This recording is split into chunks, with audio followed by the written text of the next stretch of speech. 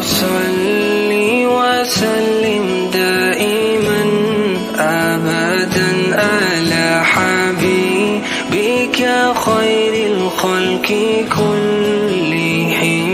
مولاي صل وسلم دائما أبدا على حبيبك خير الخلق كلهم. محمد سيد القولين والثقلين، محمد سيد القولين والثقلين والفريقين من أرب ومن أجم. مولاي صل وسلم دائما أبدا على حبيبك خير الخلق كلهم.